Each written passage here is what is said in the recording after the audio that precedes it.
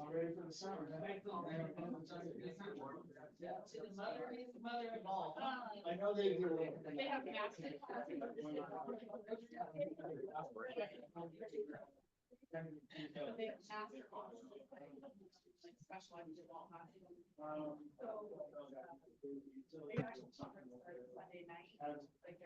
This morning I went to Jeremy.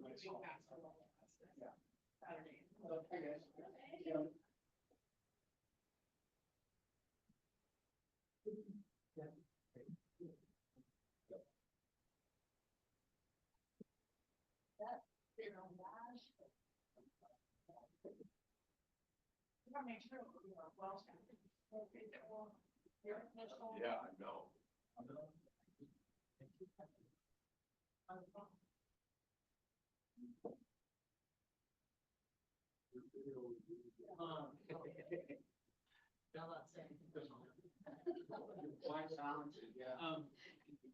Oh, I certainly will.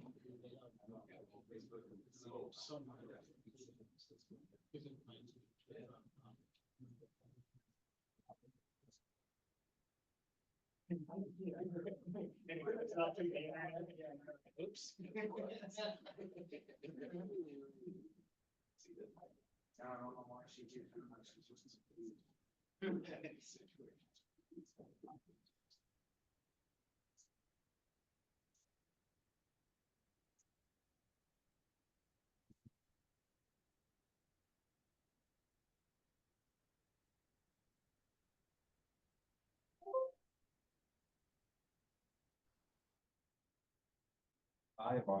just does. It's all that lease. Sometimes, yeah. With a lot of words in it. Yeah. Sorry, my computer just said it was going to restart and now I'm waiting to see if it's actually going to do it or if it was just messing with me. I know. Doesn't seem like it's doing anything. No, Michael's a proofreader.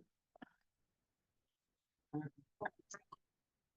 guess we could get going. Come on. You can understand that lawyer. Oh, okay. See you on this.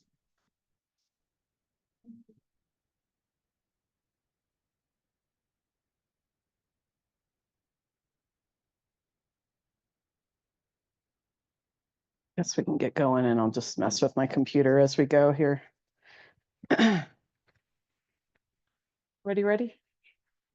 All right. Can we start off with an introduction from Gisela, please? Yes, hello everyone. My name is Gisela Escobedo and I'm here with the Community Language Co-op. And I just want to start by saying thank you to the organizers of this event for your commitment to language justice.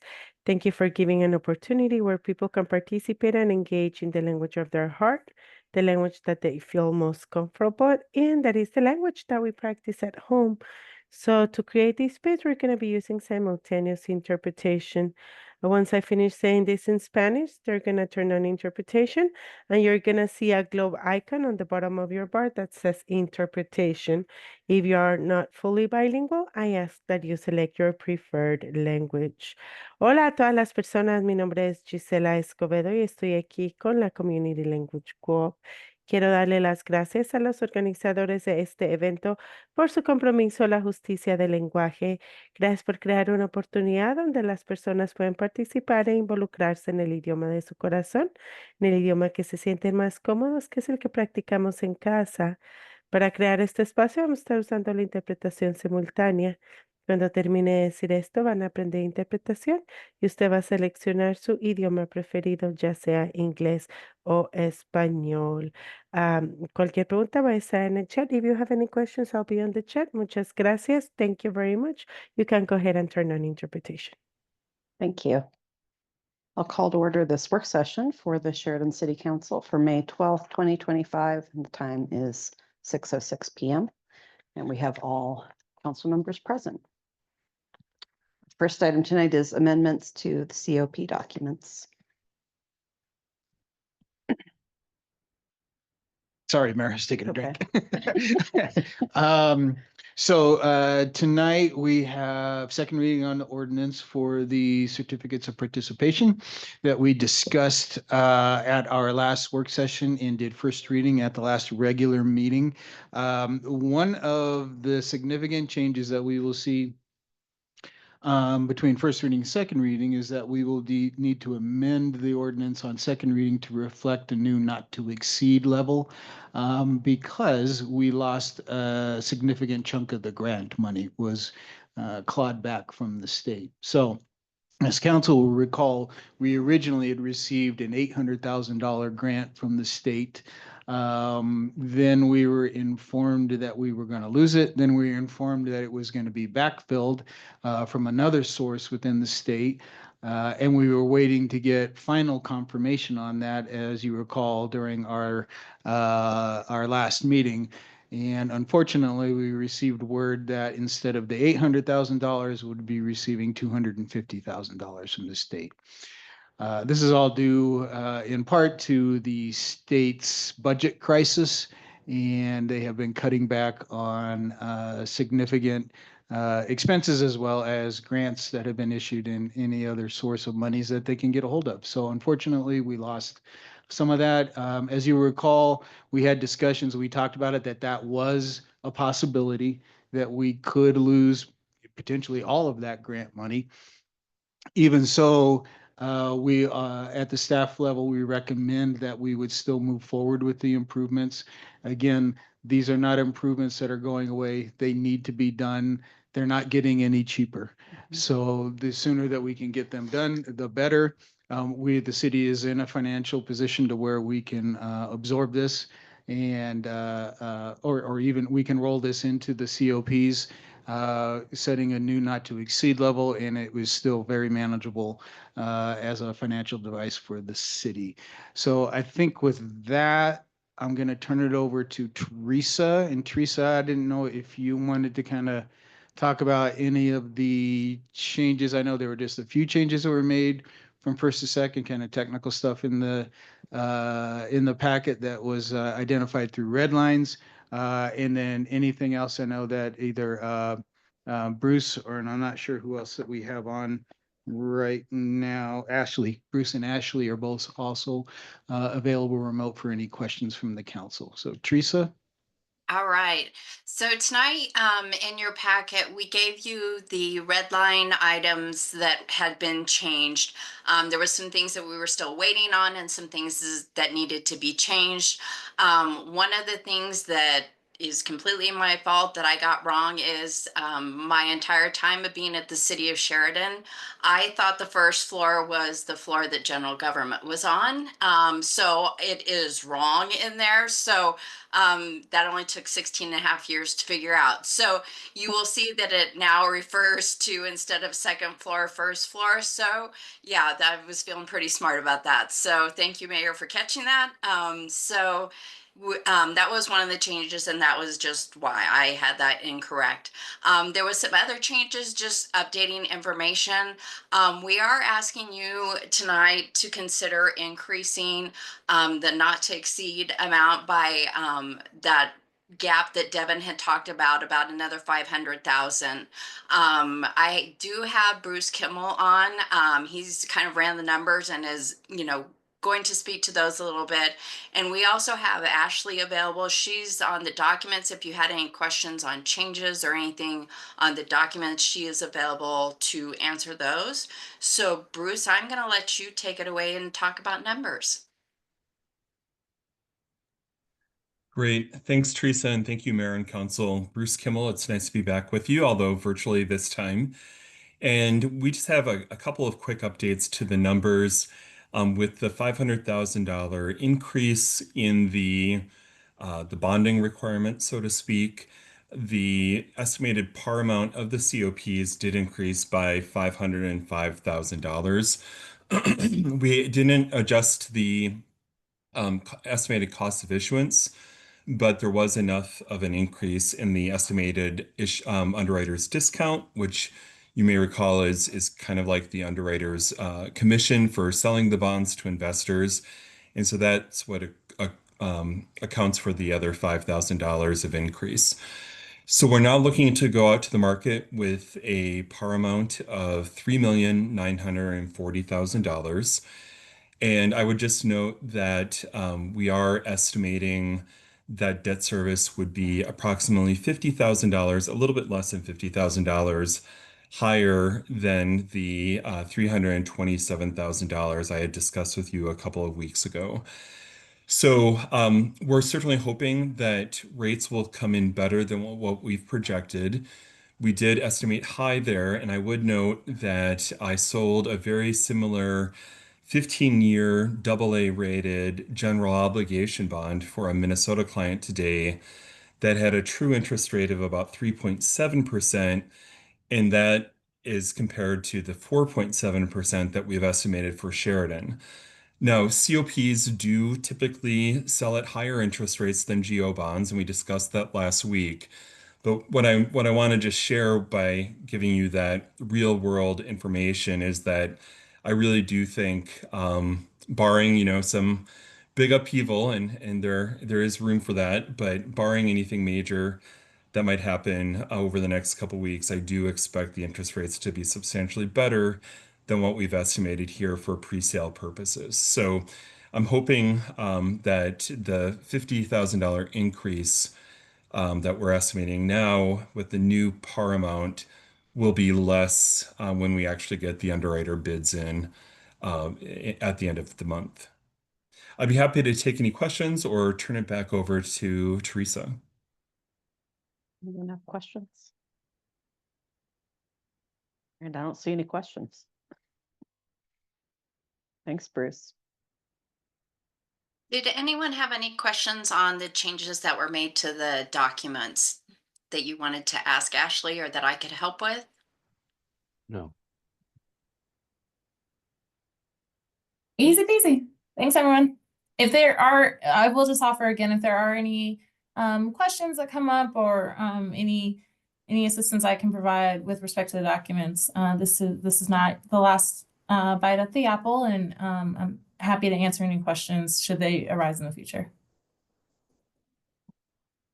So just to kind of touch on that so everybody knows, so what the ordinance today, I mean, we're just approving kind of that high level number and right, the estimate that we think we're going to have certificates of participation for. But those underlying documents are not really totally complete because they have to do the issuance first, right? So that's what I just wanted to kind of go over that. I asked you about it already, Devin, but like there are still gaps and blanks to be filled in all of the various documents we've reviewed, but that comes later, right? Yes, there's, I'm so sorry. No, Ashley, go ahead. Yeah. Go ahead, Ashley. I just want to note that there are certain gaps, certain blanks in the documents that won't be known until we get to pricing. So it's going to include final terms such as the identity of the underwriter, which we won't know until we get the bids on pricing date. The final principal amount, which could be subject to adjustment, as Bruce was just mentioning, depending on what the market looks like on the data pricing.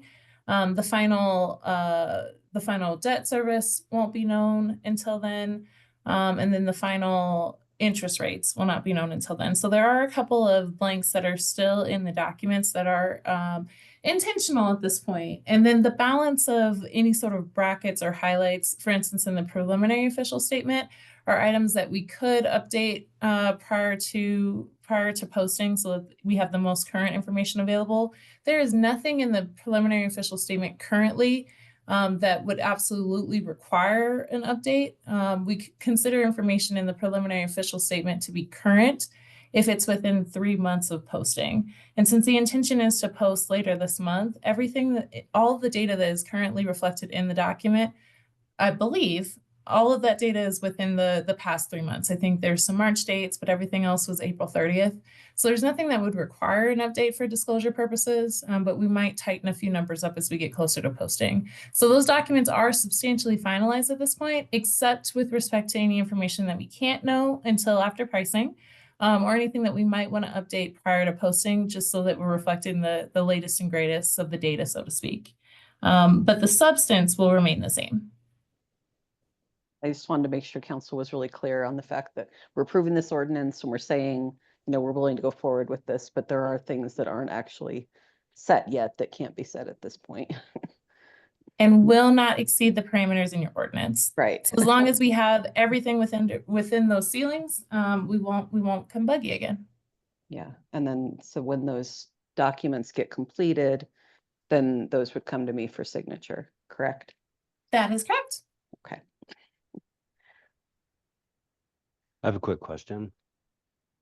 On page 121 of the work session packet, just at the top, it says some sort of amount of these certificates of participation, and there's $3,500 or so. Should that amount be in that first blank line on 121? In the paragraph that starts with introduction. Oh, in the preliminary official statement, bear with me, I am scrolling here. The amount, the introduction on the preliminary official, or excuse me, in the POS is the final principal amount.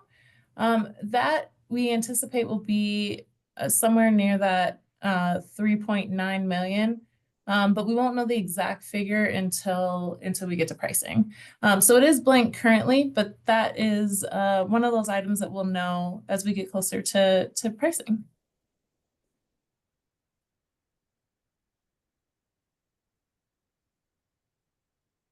Did that answer your question, Jay? Yes. Okay. Anybody else have questions? No, looking good. Okay. So, Madam Mayor, I had told Ashley and Bruce that they didn't have to stay for the meeting. So something I would like to make sure is that we are asking you to amend the ordinance, and I just want to make sure that Jeff has what, I just want to make sure he has what he needs, the information. I know there were some emails that went around this afternoon. Do we have what we need for that amendment? Like, do we have a suggested amendment available for that meeting, or? I did see I saw an email go by involving Brandon and a suggested amendment in there. Okay, I haven't been on that. I haven't received any amendments. So the amendments that we're requesting, and please let me know if there's a better format to get it to you. Currently in the form of the authorizing ordinance, where it states that we're approving a principal amount not to exceed $3.5 million. That figure is found twice on the first page under the bolded caption, and then within the the fifth whereas clause. And then it's found again in section 4 of the ordinance, which provides the terms for the series 2025 certificates, that not to exceed amount of 3.5 million. So our suggestion for the amendment is to raise that number from 3.5 million to 4 million.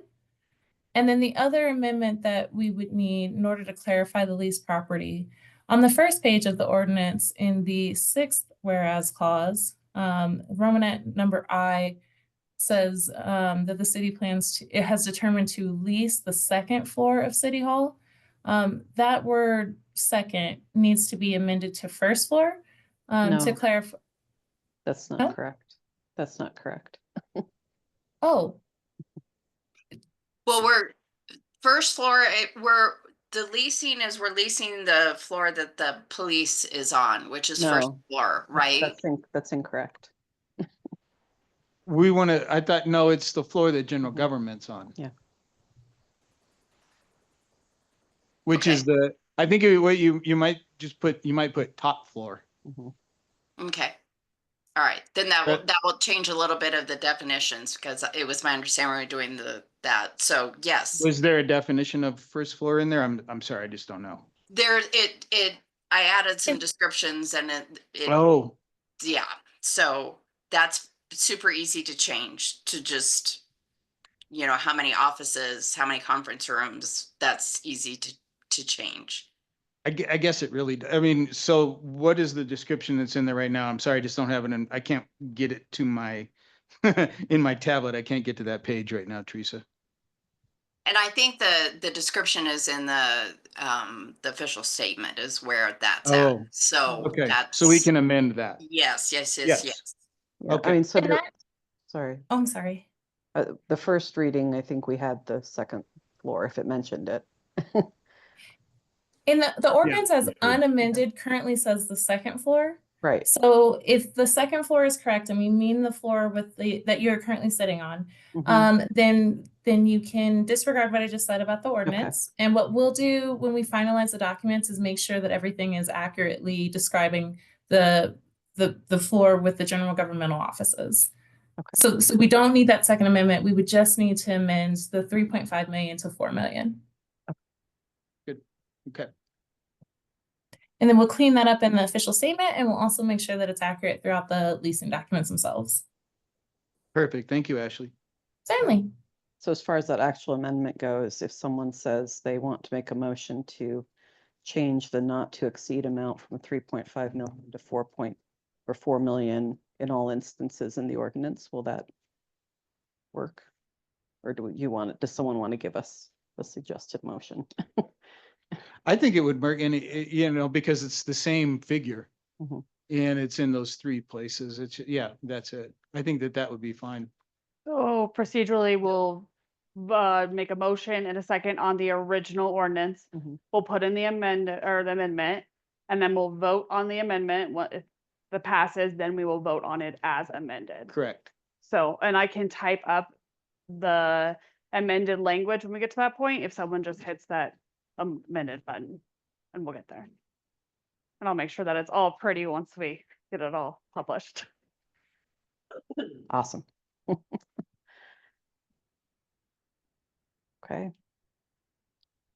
Do you have anything else, Ashley, or you good? Nothing else for me. I just wanted to thank you for the opportunity to join you again this evening.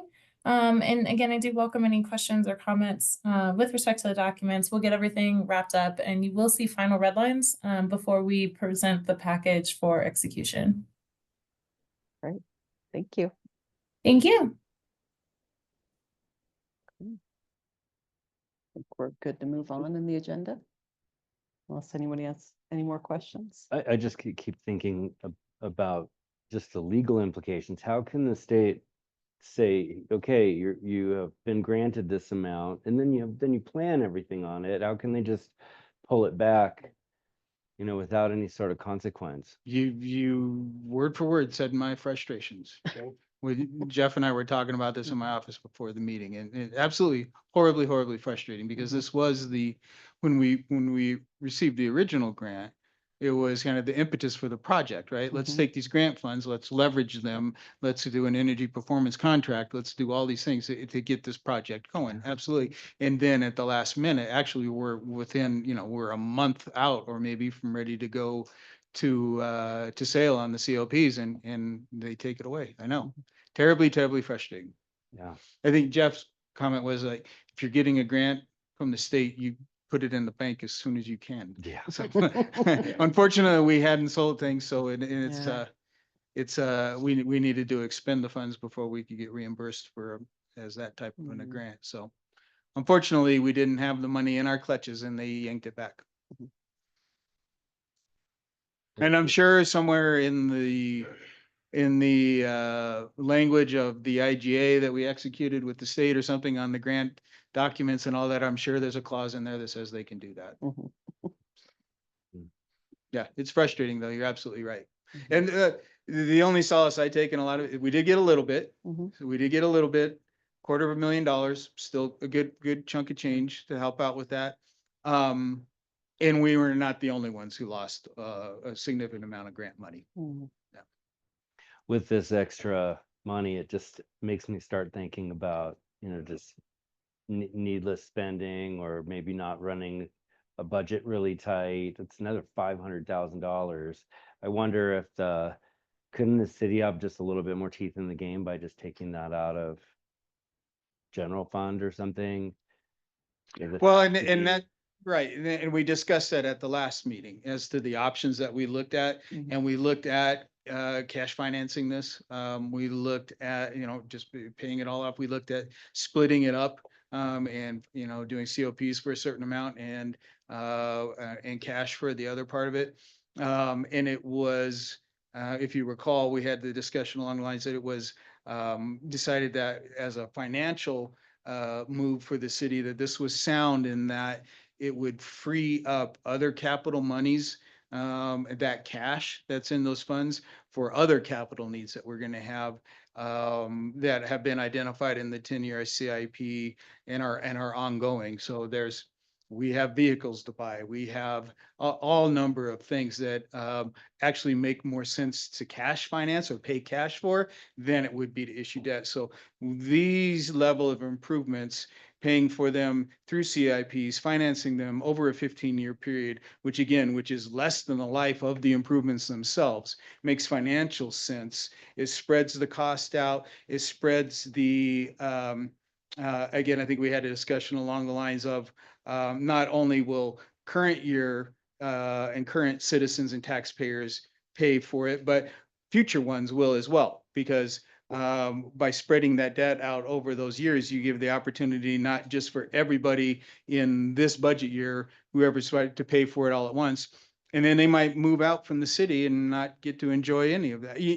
I'm kind of generalizing there in that example, but it can be more equitable sometimes to spread those costs out and have current and future taxpayers help pay for improvements to things like public buildings and things. That's why COPs are often issued for those kind of projects, because it's a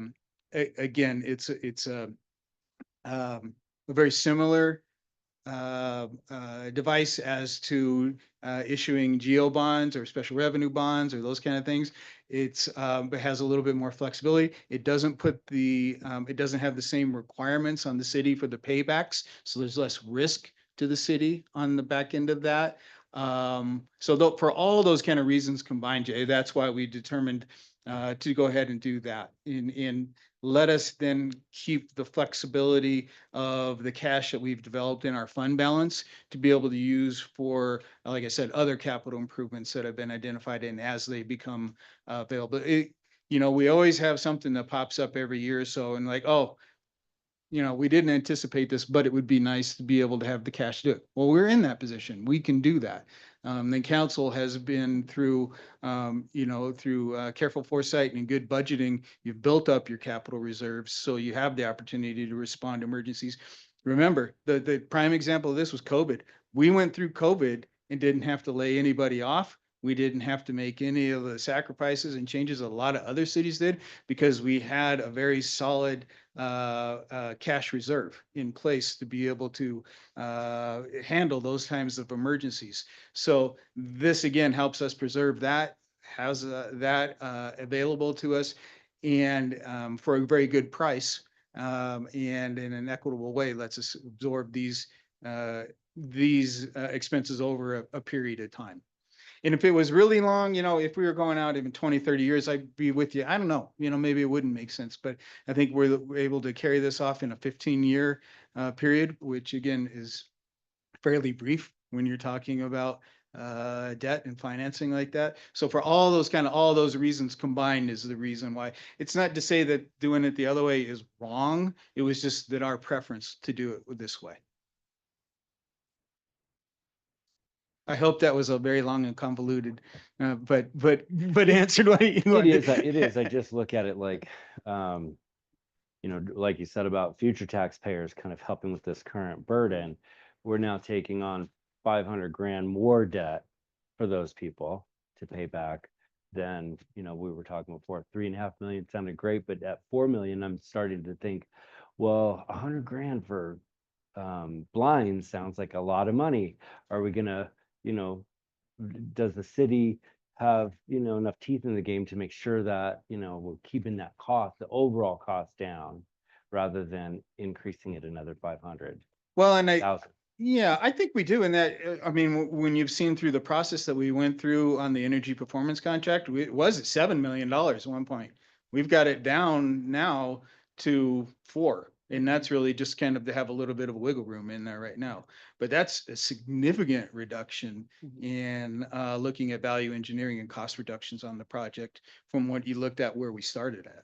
I think it's also a reflection of the deferred maintenance that we have on this building. I mean, we've put up with some of this old stuff for how long? We just have not made those investments. Yeah, over well, time, again, some of the examples, well, the windows are original, the HVAC's original, all those kind of things are Yeah. shot. They're done now. Yeah. And they have to be replaced, and there's no cheap way to replace those. Right. That's And just it's not like not, we upgraded them, unfortunately. 10 the years the ago. We're roof- doing it again or something. Yeah, the roof on this building it's a is long time. done. Yeah. The roof is done. And every time we get serious heavy snow or very heavy rainfall, we have leaks. Mm. And so again, all of these things.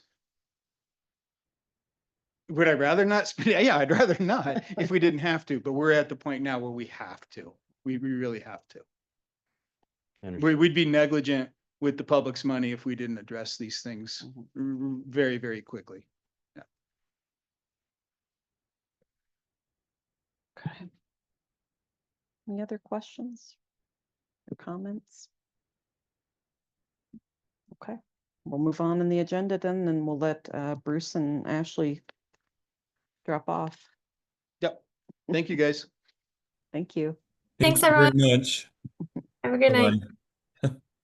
Okay, next we are talking about our 2 other ordinances tonight that are on first reading. Which one do we have first? Mayor? Ordinance number 9, which I don't know which one is which. It doesn't say here. That's court. The court. Okay.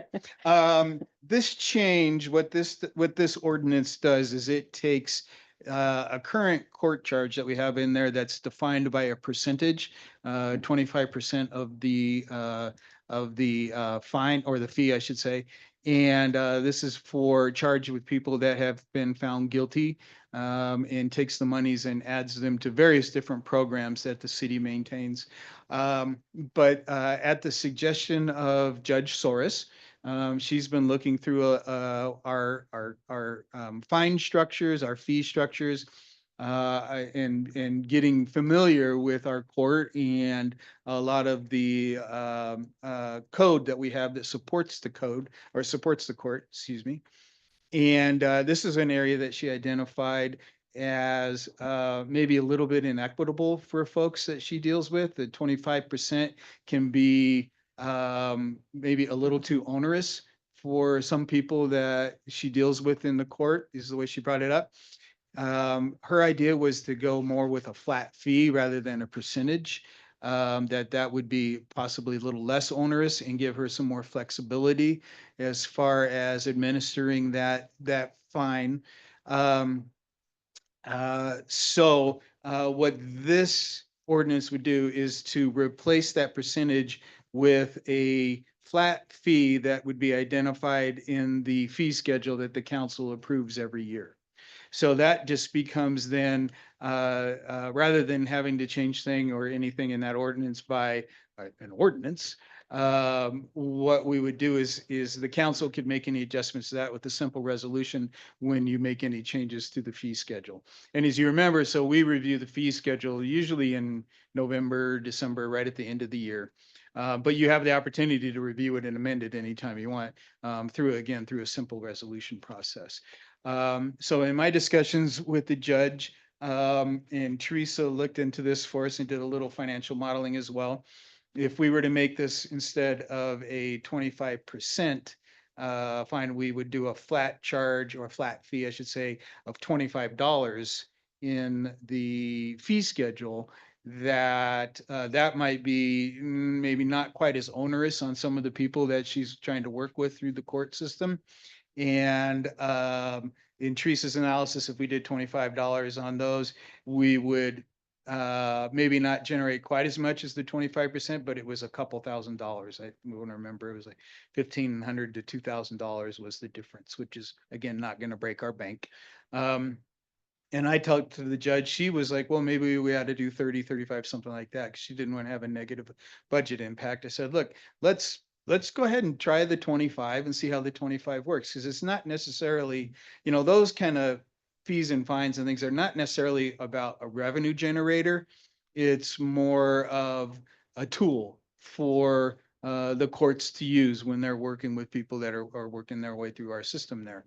So I said, let's try the 25. Let's see how it works. Let's see if it's effective as a tool for her.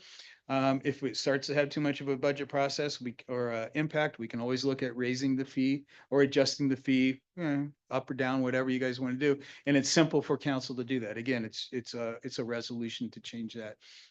So I convinced her to let's try it for, you know, 6 months or so and see what it looks like.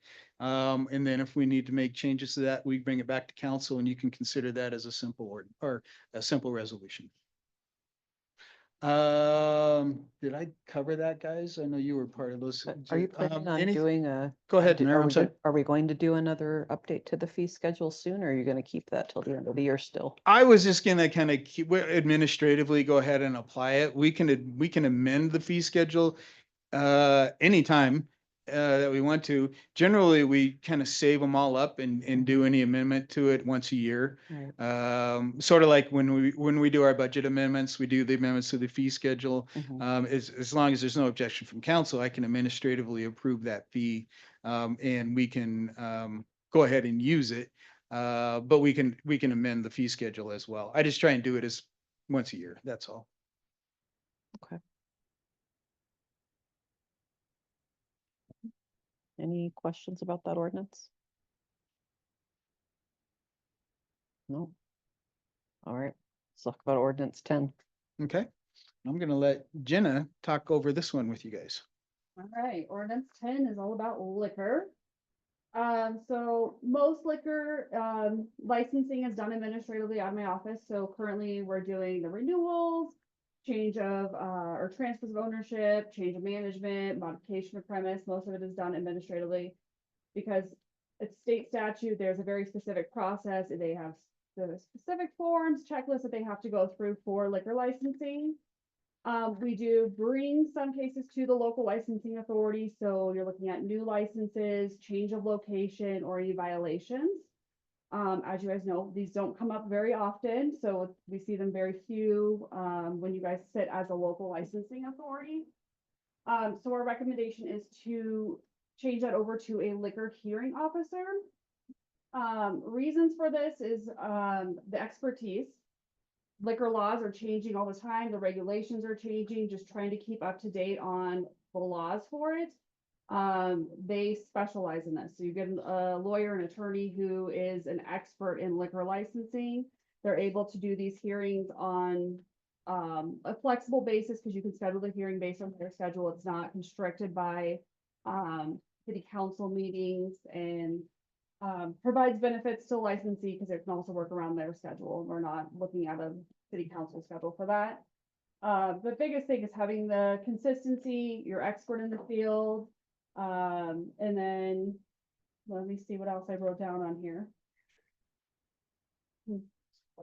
Oh, yes, it's a cumbersome hearing. So when they come in for a new license, it's very cumbersome. It's a quasi judicial matter.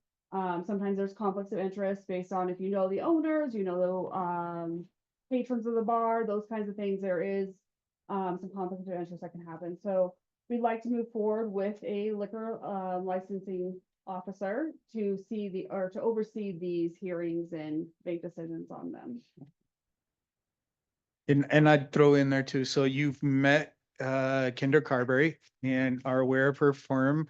Interviewed Kendra as part of the process when we hired Jeff and his firm, and know them to be a solid firm, great reputation, a lot of experience in doing just this, in doing liquor licensing and administrative hearing officer work for a long list of cities that they do this for. It's kind of one of their core businesses, I believe.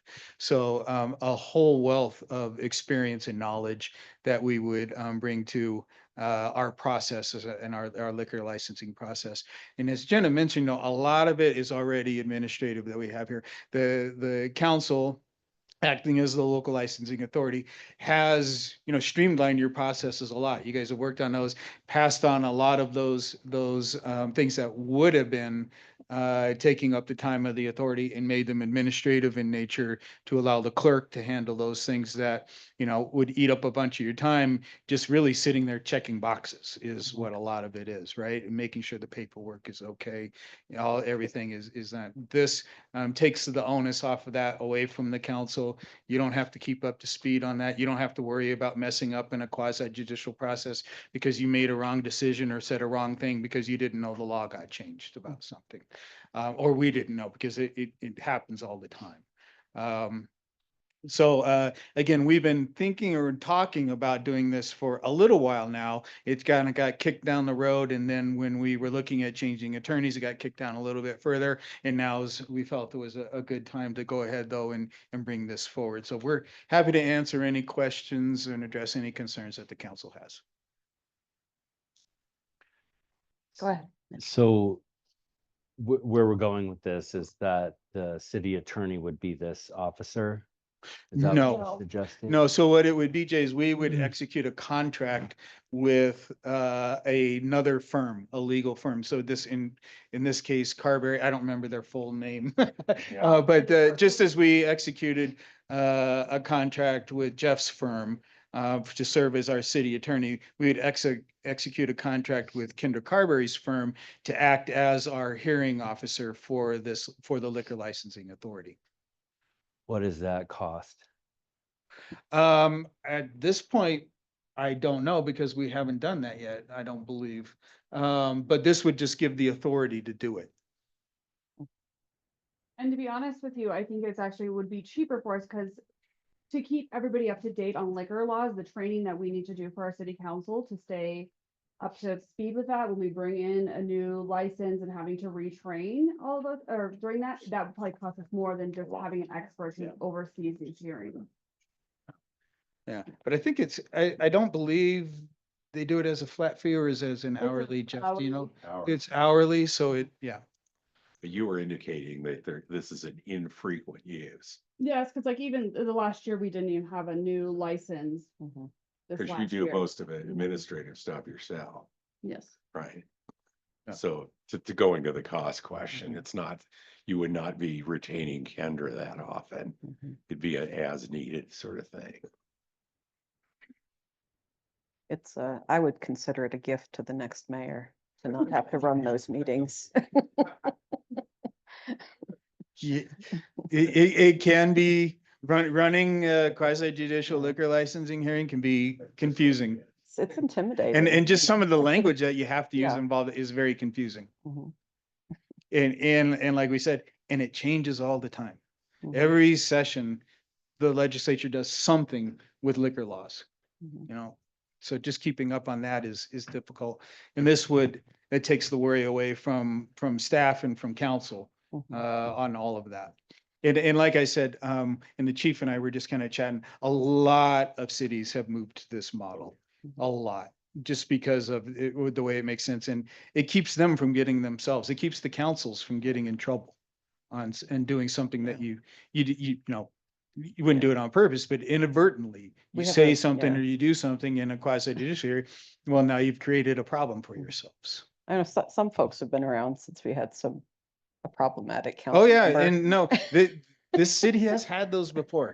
The mayor speaks from experience, and Yeah. I've been there. I know what We you had mean. we had a council member who just couldn't understand how the law worked on this and what you were supposed to use as the criteria, and would constantly say things that were inappropriate. And we were all just like hoping it wouldn't We cause wouldn't someone get to sue sued. us, you know? Yeah. Yep. So you just never know. I mean, we have a good council now, but you never know what you're gonna get, so. Yeah, yeah. And the time, I'm not saying this is a problem, but the time to do something about it is before you have a problem. Mhm.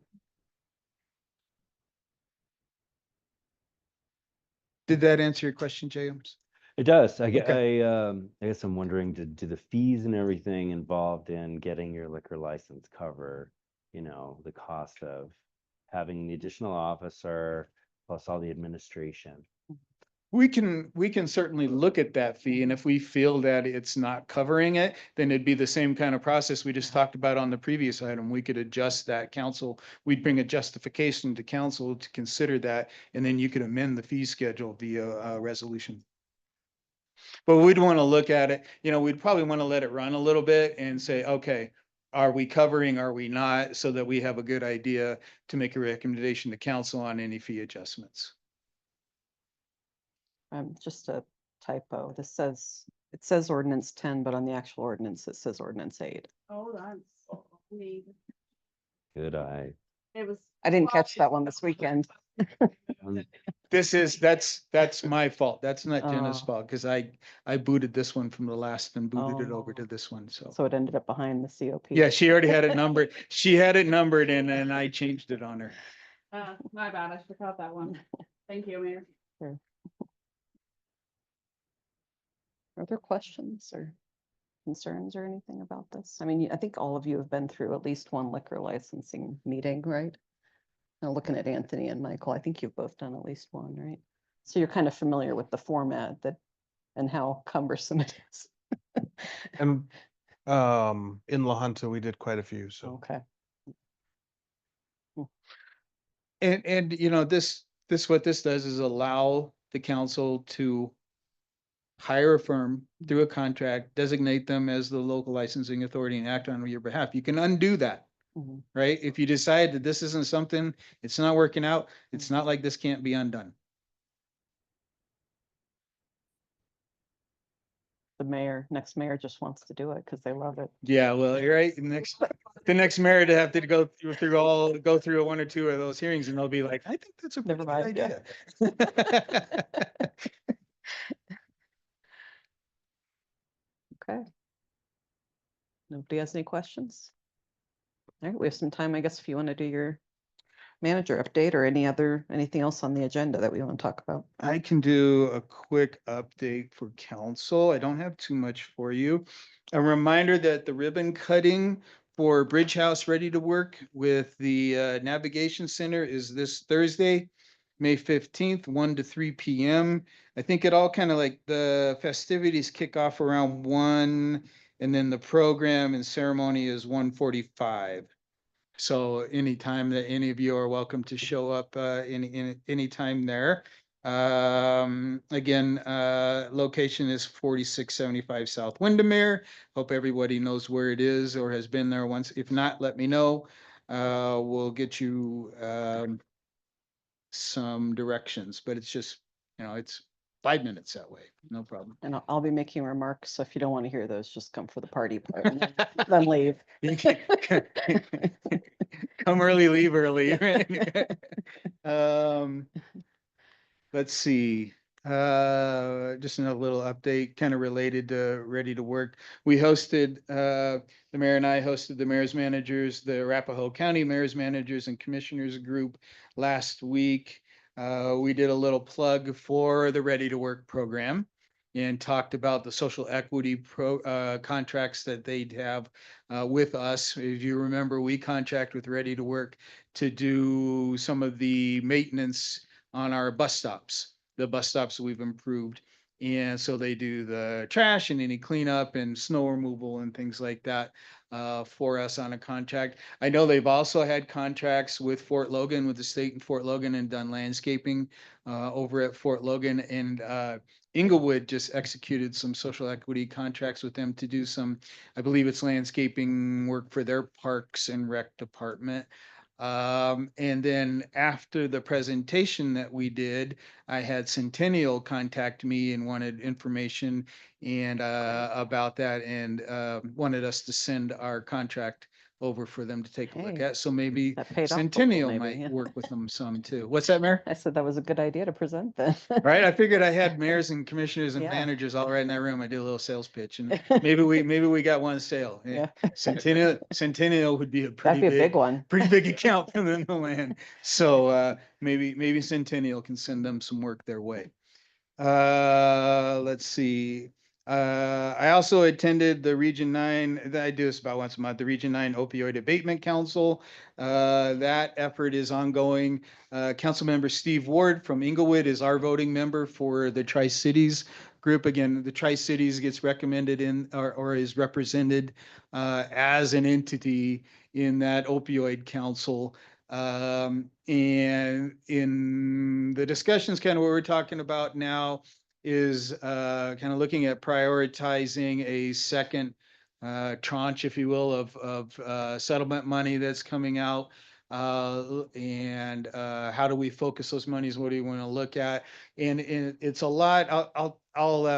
I'll do more of an update for council on an upcoming work session, and we'll talk some more details about where they are and what they're looking at right now. But there's a number of youth programs that they're looking at doing. Detox is still a big priority, and looking at funding possibly a detox center.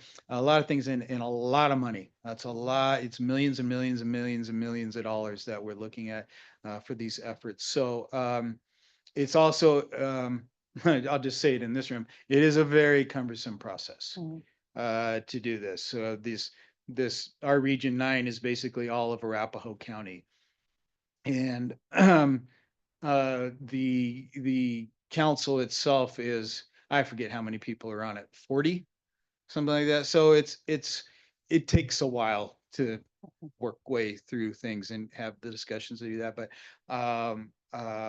and so they're looking at hopefully just prioritizing, get a lot of stuff going just by the end of the year. That's how long it's going to take on some of this. So I'll do it. We'll do a work session and I'll go into more detail on Still that. like a model for the nation though, for how to handle these funds, right? I mean, it's what Yeah. I'd heard. I mean, Yeah, and we're just it's Region such a 9, so transparent process. yeah, and so that's going on all across Colorado right now. Mhm. A lot of I was gonna say brag that Region 9's ahead of a lot of the others, but I don't think we are anymore. I think we were for a little while, but I don't think we are anymore. But very important work. It's kind of a trudge, I'll tell you, to do it right now. Like I said, we'll schedule some work session time and go over it a little bit more detail, and because it's way too much to go into right now. But just wanted you guys to know that I do represent us. I'm not a voting member. Again, Councilmember Steve Ward is the voting member, but I'm there just to listen in and participate on behalf of Sheridan. So you guys can feel sorry for me. I have to go through this one. Aw. No, they're good. They're not bad. I'll be here. I just want to let council, I'll be off this Friday. So my oldest is graduating. So going to go to Yay. his graduation ceremony up at Red Rocks. Be nice. Yeah. Great. Congratulations. Thank you. One down, two to go. Okay. Anybody have any questions? No, we're still early. I guess we can end now and have a little break. So we'll adjourn the meeting at 6:53 PM.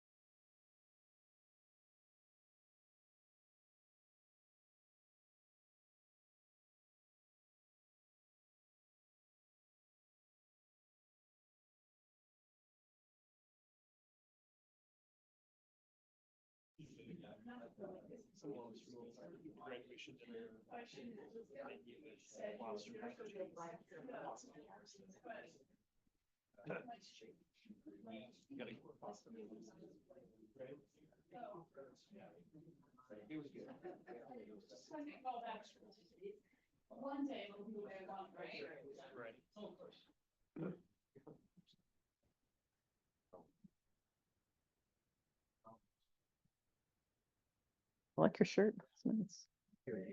I was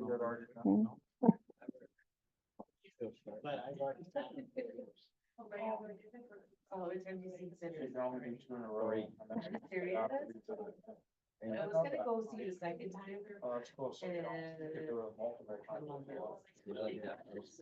I want to. Yeah. So- Yeah, he was in council, mayor, and then.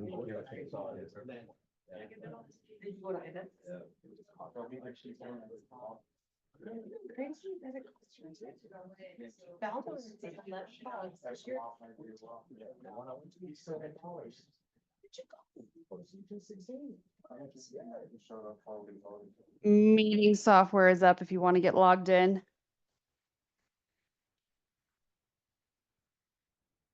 All right, can we get a fresh introduction from our interpreter, please? Yes, hello everyone. My name is Gisela Escobedo and I'm here with the Community Language Co-op. Thank you to the organizers of this event for your commitment to language justice. Thank you for giving an opportunity where people can participate and engage in the language of their heart, the language that they feel most comfortable in, that it's the language that we practice at home. In this meeting, we're going to be using simultaneous interpretation. So when I finish saying this in Spanish, they're going to turn on interpretation and you're going to see a globe icon on the bottom of your bar that says interpretation. If you're not fully bilingual, I ask that you select your preferred language. If you're going to present or facilitate, please be aware of your speed, knowing that Spanish takes 20 to 25% longer than English. Hola a todas las personas, mi nombre es Gisela Escobedo, estoy aquí con la Community Language Co-op y quiero darle las gracias a los organizadores de este evento por su compromiso en la justicia del lenguaje.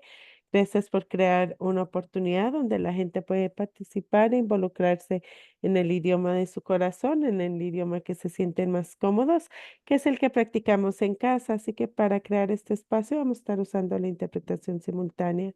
Cuando termine de decir esto, vamos a aprender interpretación y usted va a ver un icono de un globo en la barra debajo de su pantalla que dice interpretación.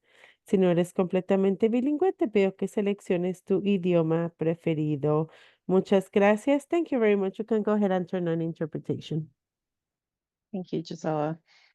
All right, we'll call to order our regular meeting of the Sheridan City Council for May 12th, 2025. Time is 7:02 p.m. We have roll call, please.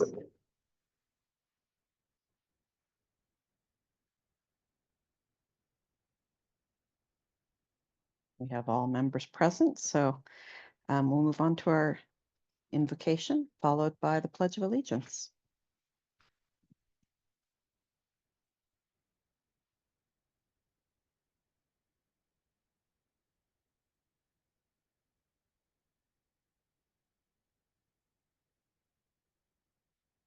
Father in heaven, we ask for your wisdom as we begin this meeting. We acknowledge that we need your wisdom and insights, and we welcome your presence among us. Guide us in our discussions and decisions, helping us to seek what is best for all involved. We trust in your perfect wisdom and ask that you direct our meeting according to your will. In James 1:5, it says, if any of you lacks wisdom, let him ask God, who gives generously to all without reproach, and it will be given to him. We claim this promise as we start our meeting and trust in your provision. Thank you for being with us always. Amen. Pledge allegiance to the flag of the United States of America and to the republic for which it stands, one nation, under God, indivisible, with liberty and justice for all. Do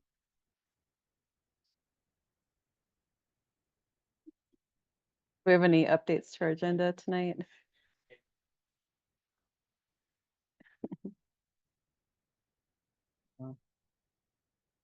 Full updates to the agenda, Madam Mayor. Thank you. Okay, we're gonna have a presentation about Roots in Sheridan. Ari, good to see you.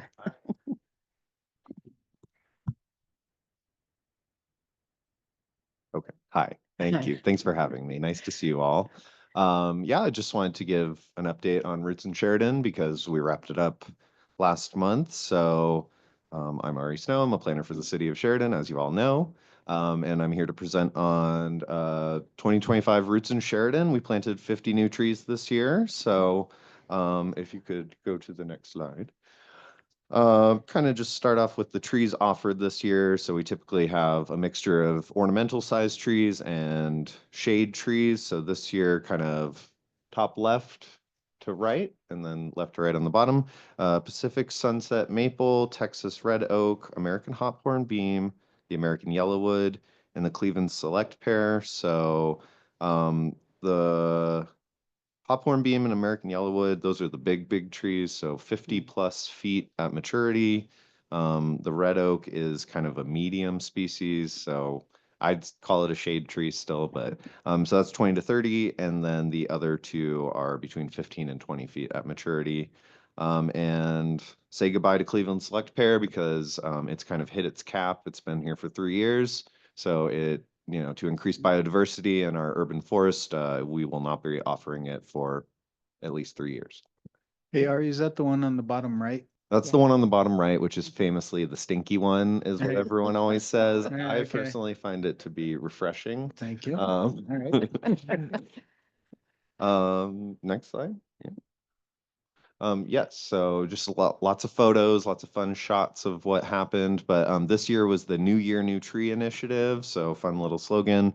And so we've been doing this for 3 years now, and we're starting to see some repeat customers. So we don't want to discourage people from planting trees, but we also want to let the entire community participate.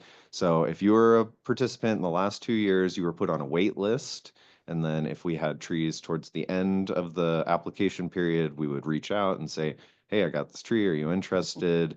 We did see quite a few people still take advantage of that. I think we had 3 repeat customers, but they were all very understanding and just said, we want other people to have the opportunity. And so, yeah, we hit 30 new homes this year. So That's was great. pretty awesome.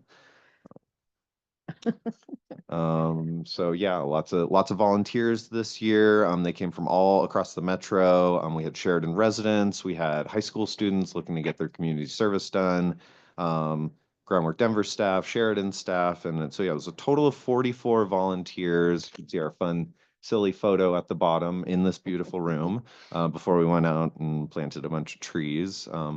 People seemed happy. There was a lot of youth this year, which was really cool. So have a conversation. What are you doing here? Oh, I got to do community service for school. But by the end of it, they were all like smiling and like, wow, I feel like I, made a meaningful investment in the place I live. So it was really cool to see that. Kind of go over the survey results. This is not my best slide. It's kind of hard to get that on there, but so we'll go over like individual comments on the next slide, but just some basic overview. You can see the positive rating, 4.94%, pretty good. But then we want to always like understand pricing. So our costs do go up year over year. The trees go up in cost, materials go up in cost, and labor goes up in cost. So we have to, just kind of survey what are people willing to pay. So the average of, sorry, I can't see. I think it was like 14 responses. We came to an average of $41. So we're charging $25 right now. So we have wiggle room as cost increase that I think we could still have participants, but we want to maintain low costs as much as possible to encourage people to participate, which increases our tree canopy and sees the most benefits.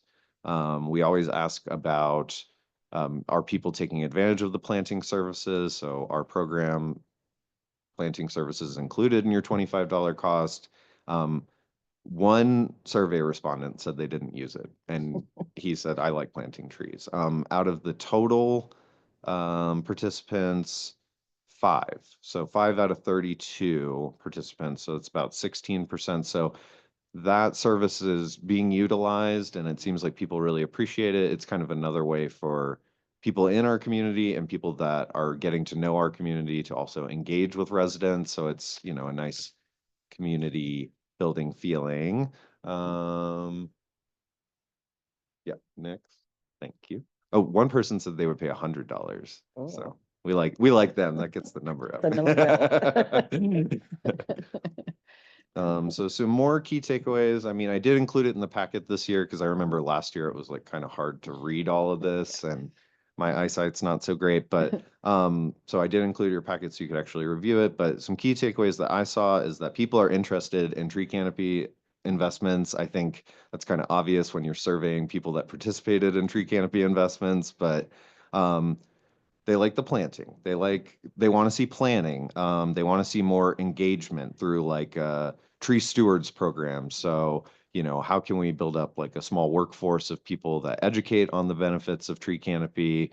We did try to do that through a grant we applied for last year. We didn't get the grant, and maybe that's for the best right now.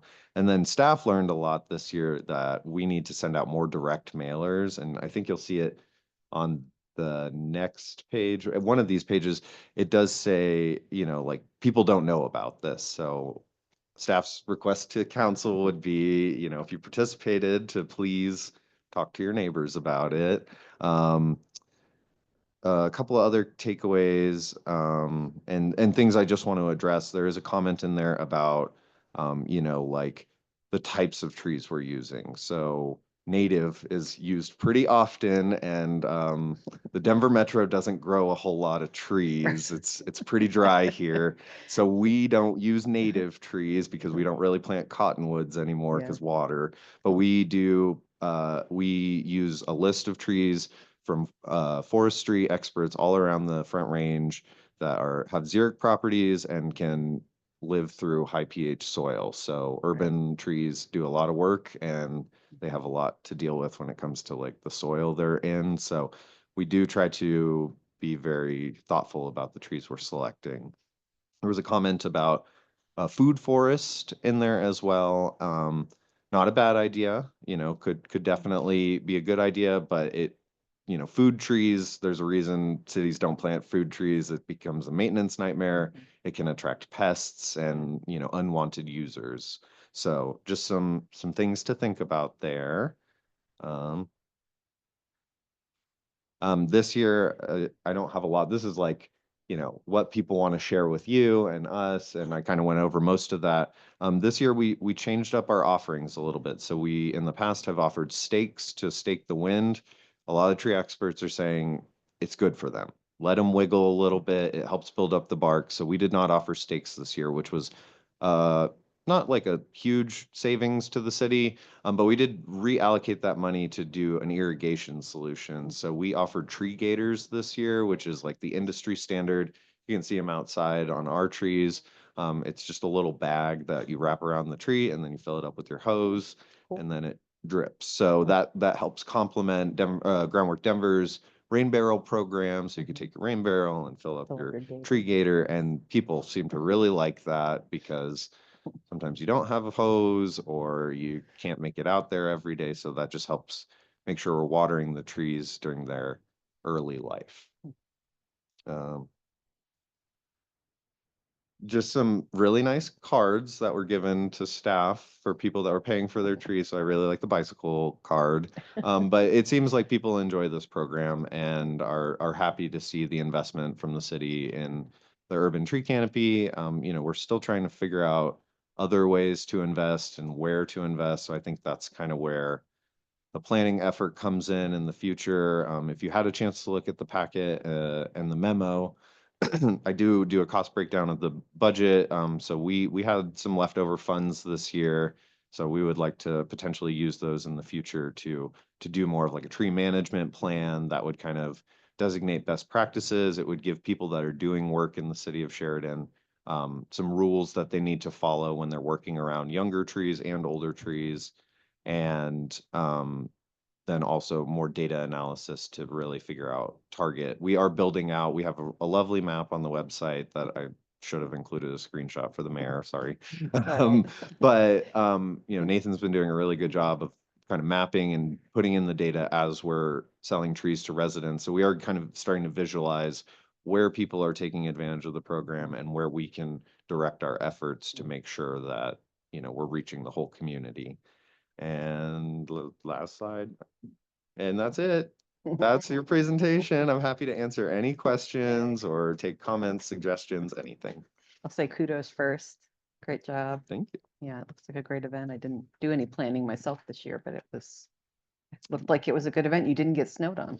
We didn't get snowed on. When I arrived at 6:30, it was very cold and there was a lot of snow, but it was actually a perfect day for planting. It was sunny and warm Uh-huh. and the ground was soft. So you mentioned direct mail. I know you did at least one direct mailing this year, right? We did one direct mailing, we're still kind of working through the relationship with Groundwork Denver and how Uh-huh. they support this. So in the past, we've done like a lot of like canvassing, like Right. people on the streets, and I think there's kind of a shift away from that approach. So we've committed to like 3 direct mailers Okay. next year. So that'll be good. Is that feedback from them that they can't It's support feedback that, from or- them, and I think there's like a comfort level to it, from the community and from their staff and volunteers that they Yeah. would prefer not to do that right now. So they sent out the direct mailer. I saw a huge spike in orders as soon as it went out. So we're just gonna do that more. Okay. And I think that will kind of reach people, and yeah, more social media, Yeah. more other ways of communication. Great. Okay. Cool. Yeah, you got a question? Mayor, if I could, first, thank you to Ari and compliment Ari. He's done his 3rd year working on it. He's Yeah.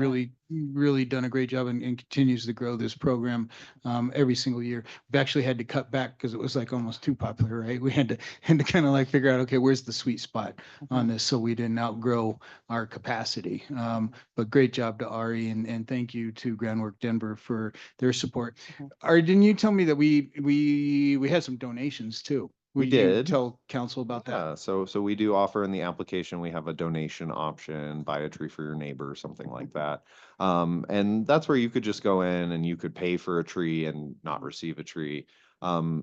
This year, we received $100 donation from a former council member who wanted to just help grow the program. And then we also received, in total, it was like almost $1,000, but there was also just a couple other residents that were buying trees for themselves and said, I'd like to donate one to someone else. And then Medici Consulting, Bonsai Apartments, we were trying to work with them to plant some additional trees in their property. And they said, we're scared because we just finished. We don't want to break anything.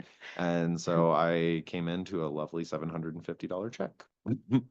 They were just like, we're not going to do it now, but you can have the money anyway. Is that Yep, like- yep, that was kind of it. And we've had conversations with Kimco, who's the developer for River Point, and they sound very interested in partnering next year. Okay.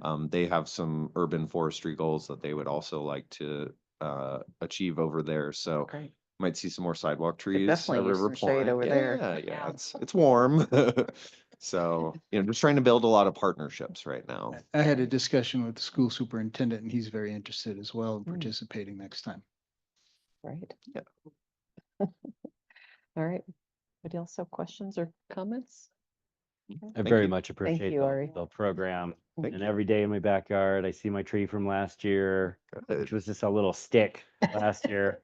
And this year it's got little pink flowers, and it's really neat. I wouldn't have done it if it wasn't for the program. I probably wouldn't have added another tree. That was a lot of the feedback we got. We're seeing younger people coming into the community and they're like, I don't have the money right now to do this, but this makes it is achievable. And again, it's like we as homeowners get to benefit from it, but then really the greater community is benefiting from it as well. So thank you. Thanks. Yeah, thank you. Okay, we'll move along to staff reports. City clerk. Thank you, Madam Mayor. I have more than a few updates. So first updates I have is on open meeting software. So you might have seen some extra little things pop up on your devices. You now have attachments. So when we're looking at an ordinance or resolution or the minutes, instead of having to bounce back and forth between screens, you can click the attachment and it'll pop up the minutes right there. It'll pop up the ordinance. Reagan and I did test it out. One of the downfalls is like the really large ordinance 8, that's like 150 pages. It takes a little bit to get that one to load. But other than that, the other ones seem to pop really quick. So that way you're not having to toggle back and forth. So hopefully you'll like that new feature. Some other new features are rolling out is like an electronic public comment sign up. So we may here in the future look at that, an interactive agenda. So you send out the agenda and it has links that are clickable to all of the documents. So just kind of trying to improve some of the technology that we have, make things where if you're on the website, you don't have to have the whole packet. You can just click right on those agenda items and see the ordinance right there. So just more transparency. Next item is CML registration. So if you're still interested in going to CML, please let me know. If you've decided not to go, also let me know. Just because we have rooms booked for everybody and I'd like to get those off of our credit cards if we're not going to be using them. And then lots of event invitations. So I did send an email to try to keep them all in one location for you, but you have mayors, commissioners, and youth awards this Thursday from 6 to 8. The one David also mentioned was the Bridge House. That's also on Thursday. There's a state of the county update that's happening on June 10th at 7:30 a.m. So we can send individuals or we can get a table. So let me know if you're interested in attending that. That way we can get our spots reserved. And then Boots, Not Suits. That's the one that Councilmember Camacho was asking about when I walked in. So it's the Arapahoe County Fair kickoff and they have tables available or individual tickets available for that. But the county commissioners are inviting you to join them for that evening. So those are all the events. Again, they're all in one email for you, hopefully to help you decide if you can go or not. And then next item, Reagan and I are attending the International Institute of Municipal Clerks starting on Saturday until next Thursday. So we will be out of office, just working more on our certificates and our further education. Some of the classes we're going to take is Lessons from the Mouse House, so a Disney inspired class. 7 Ways to Save Your Sanity, Courageous Leadership. So we're excited. We'll be in St. Louis and we'll be checking email, but we won't be readily available. And those are all the updates I have. If you have questions, let me know. Thanks. Okay.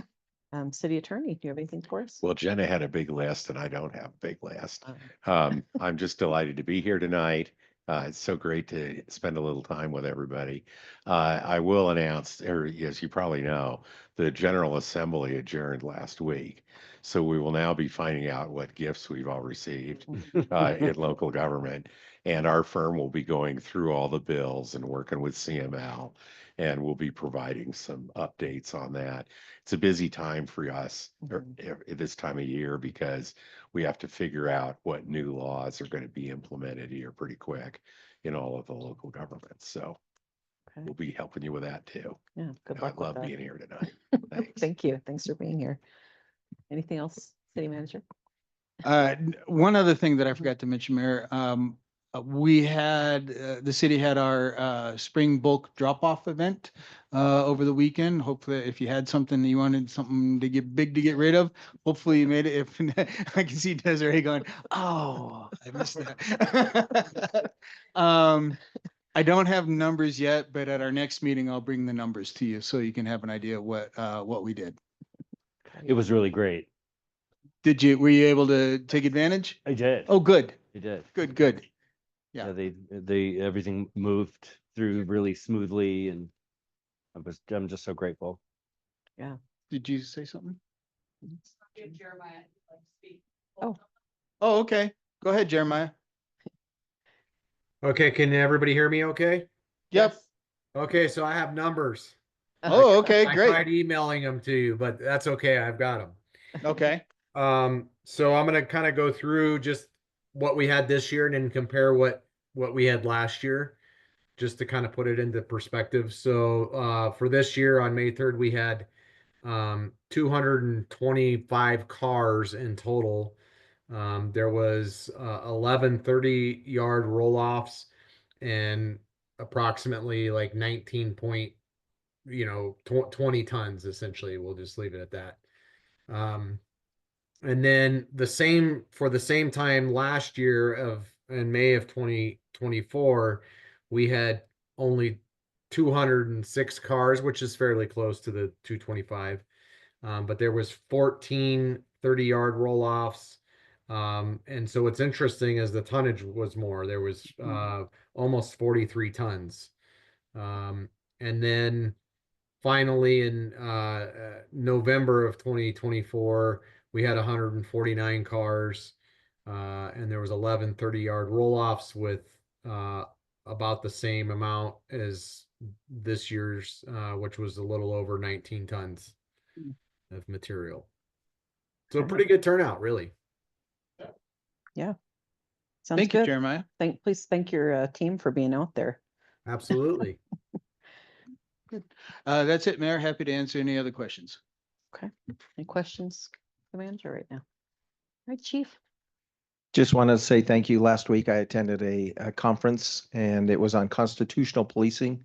And the biggest takeaway from that is that we have to continually train our officers.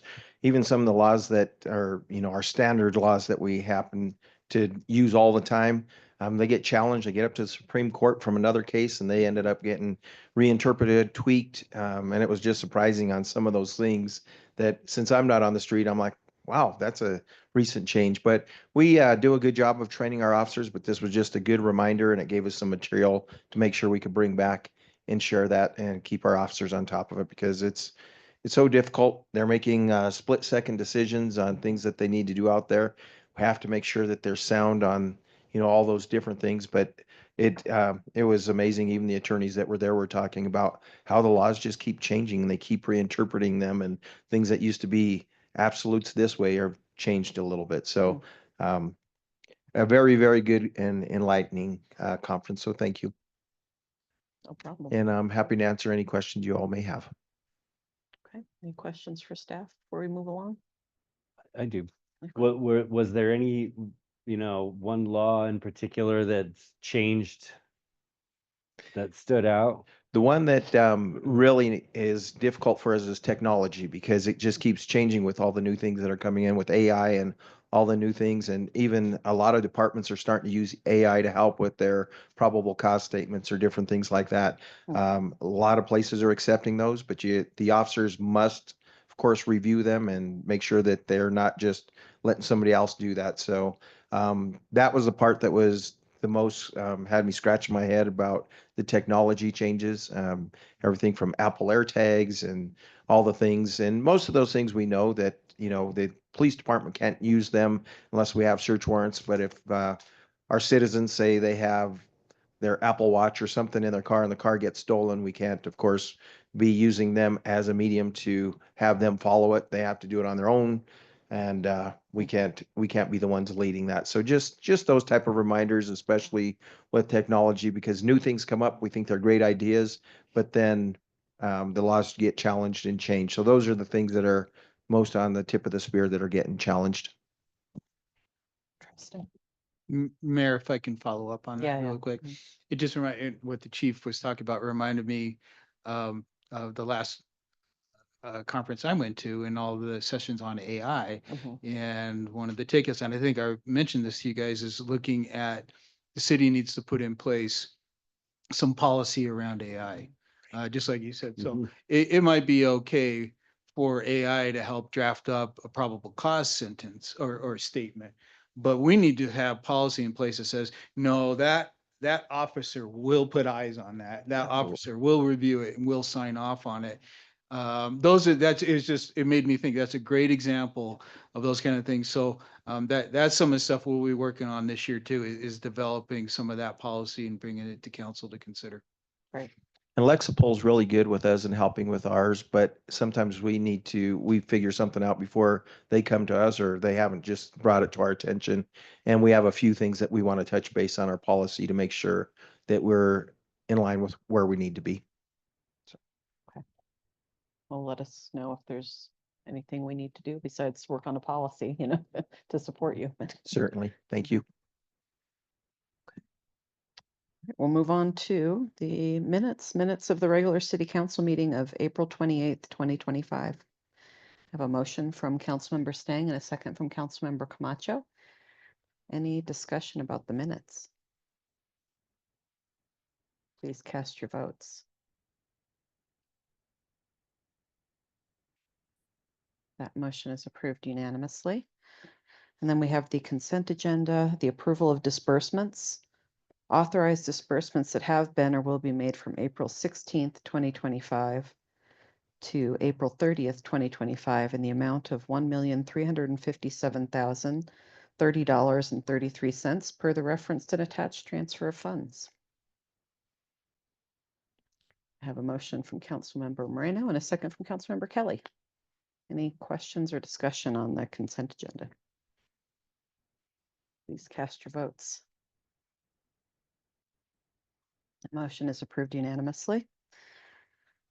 Next, we have items for individual consideration, ordinances on second reading, and we'll have comments from the public prior to consideration.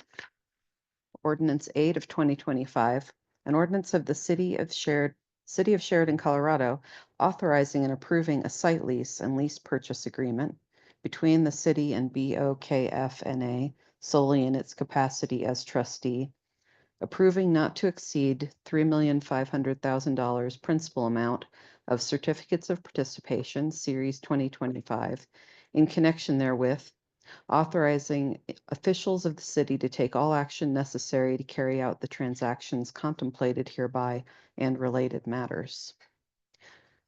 I have a motion from Councilmember Moreno and a second from Councilmember Whitaker. I'm then- also trying to click amend because that's what we need to do here. I have an amendment on the board from Councilmember Moreno. I'm just typing it in. Oh, okay. He beat you. I know we're all clicking it, man. I don't want to do it. Fast fingers over here. I'm excited so many people want to do it. Sometimes you gotta pull out the. It's like Jeopardy, like who gets to click in first and. Oh, okay. All right, so your amendments on the board, we have the motion on that, and then I just need a second on the amended motion to amend. Okay, so I have a motion to amend from Councilmember Moreno with the second from Councilmember Stang. And that motion to amend is to change, do I need to read the whole thing? Where is it? It just says approving not to exceed 4 million. In the Yeah. title. Yeah, how can I see the whole thing? Let me see if I can pop it up on the max summary up there. There you go. It's just in that top line. It only gives me so many characters. Just so you know, it doesn't work on my screen layout. Oh, Maybe if I go to the other layout, but I was trying the new one. I can see this over here. Well, I well, think, it's I in think, all instances, but I can't get all of the wording to fit in that. so title. if you'll permit me here, so I would recommend that the amendment say that the not to exceed amount throughout the ordinance shall be $4 million. Okay. Wherever it occurs. And Yes. so that's, I think it says in all instances here. or in where, Yeah. in all instances. Okay, So amended to change, approving not to exceed to the 4 million and all this. okay. Okay. So that motion is to change approving not to exceed 4 million in all instances. And Okay. so. And I think you could just, whoever wants to make it can say, so moved. Moved. Thank you. Okay, so we'll vote first on the amendment. Anybody want to say anything about the amendment? No? Okay, please cast your votes. All right, now we have voting on we won't vote yet. We're going to give the public an opportunity to speak before we vote on ordinance 8. Is there anyone from the public who'd like to speak? Seeing none. We can vote on ordinance 8. Madam Mayor, would you like to keep the original motion second on that one? Yes. Perfect.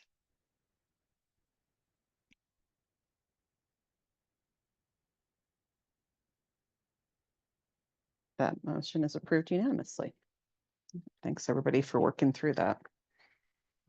All right, next we have ordinances on first reading, ordinance 9 of 2025. An ordinance of the City Council of Sheridan, Colorado, amending section 42-8 of the Sheridan Municipal Code regarding community justice surcharge. I have a motion from Councilmember Kelly and a second by Councilmember Whitaker. Any discussion on ordinance 9? Please cast your votes. Motion is approved unanimously. Then we have ordinance 10 of 2025, an ordinance of the City Council of the City of Sheridan, Colorado, repealing, reenacting, and retitling Article 1 in general, Article 2 licenses, Article 3 regulation of conduct in establishments selling alcoholic beverages, and Article 4 alcoholic beverages tastings of Chapter 10 of the Sheridan Municipal Code. There's a motion from Councilmember Kelly. Second from Councilmember Stang. Any discussion on ordinance 10? Please cast your votes.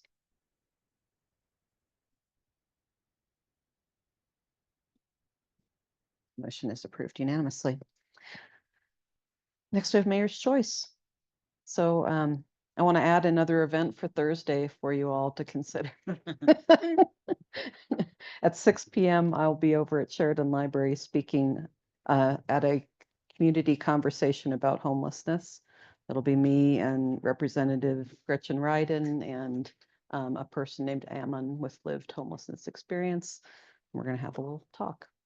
So if you aren't doing anything else, if you're not going to the Youth Awards, come on by. But I do encourage someone to go to the Youth Awards. So Yes, yeah. since I can't make it. Yeah, you'll go. Great. Okay, and then I want to thank the VFW for doing their cleanup day. Not this last weekend, but the weekend before. They did clean up along Bear Creek, and Councilmember Kelly was there with me too, and we helped out.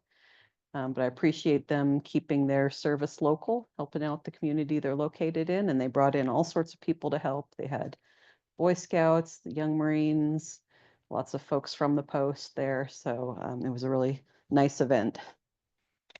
And then on Boots Not Suits, it does sound like we have a few takers. Maybe we can look around and see who wants, and maybe, I mean, if we've got, I'll go, if you're going, if you guys will go. I mean, that's to the Boots Not Suits. Yeah, so maybe we can get a table. Yeah, if we got enough, we can get a table. We can fill a table then. And if we've got half the table full already, we can fill the rest of it. Perfect. Cool. Okay, that's all I had. Council members, do you have anything you want to share? I brought some pictures from the event on Sunday. I was hoping you did. It was really neat to get back to these planters and see what survived for 2 years. And I was just so impressed by the amount of compost and mulch, which is what we were missing, was a lot of that mulch last time, and some of the plants just died because they weren't covered. Let's go to the next picture. This family's been there for a couple of years with their kids, and but you can see that, you know, some of the old plants are doing great, and then we added new ones to them, and you know, the planters are holding up great. We did a little bit of talk about just scraping the paint off of the upward facing horizontal surfaces and staining them instead of painting them, because the paint, you know, just peeled off over time. But overall, it looked pretty good. And the sprinklers, let's go to maybe the next picture. Oh, this is our our extension people that came, all the master gardeners. It was great to have them there. That's 4 years of them, you know, coming and volunteering their time with us. And they're just so much help and guidance, and they really they just made it work and run very smoothly. The next slide, please. There's Mel England talking about sustainability. It was neat to see Republic Services there, but you know, it was just nice to have some festive feel there with a couple of booths up and information for whoever wanted it. So then this was when I was just so excited seeing all of the sprinklers that South Suburban put in the first year that we did this, still working, everything, on a timer, and they committed to water these a little bit better in this kind of initial phase than we did a couple of years ago. And hopefully some of those little bitty, plants are going to survive and be as big as that one in the middle. There's my lovely fiance, Victoria. She's been there with me 4 years straight, planting, getting her hands dirty. And I just thought, it was such a great mix of people from, just all walks of life that were there helping us out. Really neat to be able to do this 4 years straight. And so then this like really well-known, very accomplished gal, I couldn't remember her name, the woman in the green hat who was wasn't she our honoree for Sheridan Celebrates 2 years ago? Did the Sheridan Celebrates hat? Yes, that's Renee Sittler. Yeah, I'm sorry, I just That's didn't know her okay. name, but it was great to see her there, and she, She helped with our little snack table. yeah, the snack table, all the gloves, she put all the used gloves away, but it was just really neat to see her there contributing. And then this may actually be a video. Yes. Of the VFW band, and they really came out this year. It was awesome. Sounded great.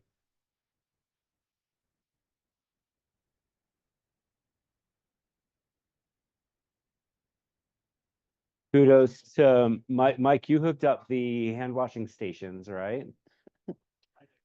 Weren't you the one that suggested you had a friend that had these stations, and now we wound up with the 2 stations? Oh, okay.